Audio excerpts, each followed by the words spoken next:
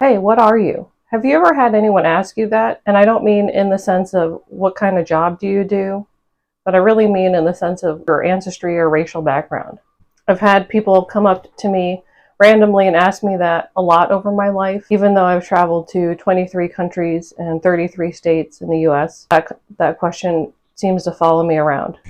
I remember one time I was in Boston, stopping to get gas, minding my own business on a beautiful autumn day, wearing my favorite winter coat and driving my 1990 Celica, because this was 2000-ish. And I was pumping gas, and I turn around, and standing there, the two male gas attendants, just kind of sitting there staring at me. And they said, "What are you, Mexican or Indian?" And I was very confused and annoyed, thinking my own thoughts. It was like neither. And I just got in my car and drove away.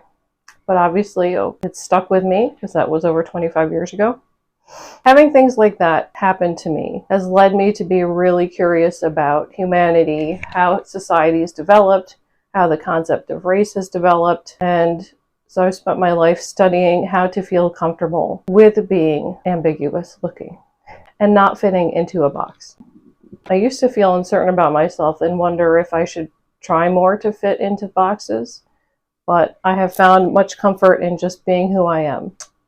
Reading many books, doing lots of studying and thinking and discussions with people, as well as some therapeutic modalities have really helped me feel good about who I am. When I was young, I became obsessed with it, and this book behind me, The Epic of Man, a Time Life series book, helped me realize that cultures and civilization has changed so much over time, that empires come and go, that nations come and go, and that racial categories have differed and do differ around the world and are really socially constructed. That's one thing that helped me feel better about myself. I'm not any one race or nationality.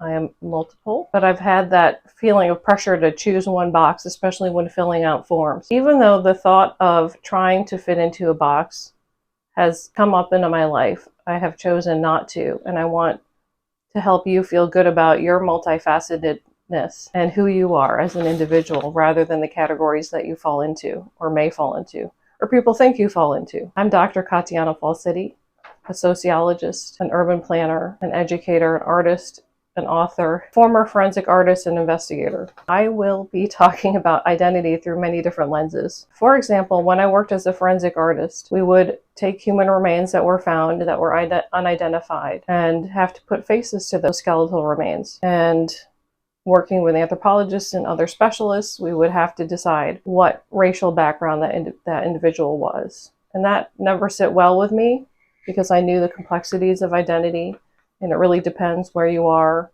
in location, in community, and beyond that. I made this channel to help people feel good about themselves and really understand different ways of framing who you are and becoming comfortable with yourself so we can all feel better in this world. And if you're watching this channel, I'm sure you or someone you care about are facing the same issues. You know that there's over 33 million people who identify as two or more races in the United States. That's according to the 2020 census. And I know that there's many more people beyond that who have mixed ancestry further back, but may not identify that way. Unfortunately, studies show that people who are mixed race suffer more from mental health issues such as depression, feelings of isolation, feelings of suicidal thoughts. But that's not because of our biology or some sort of innate trait that we have, but it's because of the way society treats us. People in the United States have not been taught to think about race or ethnicity in any complex way. But that limitation in society doesn't say anything about us. It says more about the problems that society has created, institutions have created. If you just think back to the last form that you had to fill out, how many options were there? Did you have to choose one option? It wasn't until 2000 that on the US Census that you could choose more than one race. Before that, you had to choose one or the other, or they didn't even have the option of more than one race. And this has caused a lot of problems. I'm your guide on the journey to feeling better about yourself, knowing what it feels like from experience.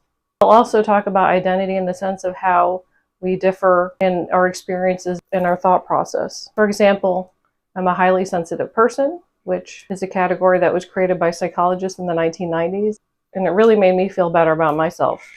So Eileen Aron came up with the book, well, many papers, but then the highly sensitive person book was her first one, and she has great subsequent ones.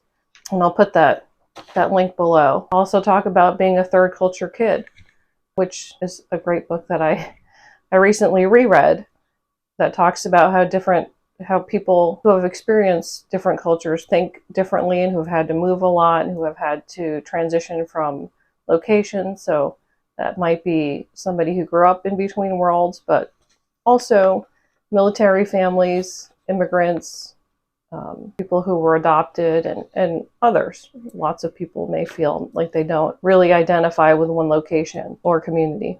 As for the question of me and my background, I'm Japanese, Brazilian, and Scotch-Irish, and grew up between upstate New York and São Paulo, Brazil, and also had a Lebanese American stepfather who grew up in Italy.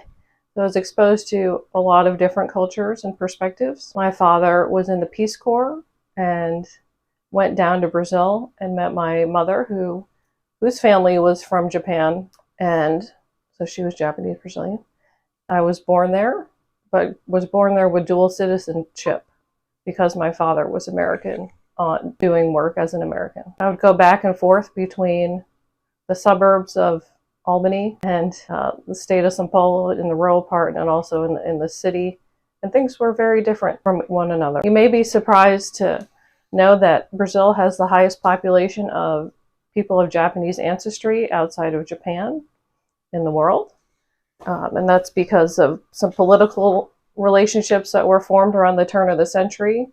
And ships started being sent from Japan to Brazil in 1908 and were done so regularly. So my grandparents came on a ship with their families in the 1900s and 1920s. This was partially due to laws of inheritance. A lot of people in Japan and the islands, and Brazil needing people. But we'll talk more about that in other videos. What are you interested in around this topic?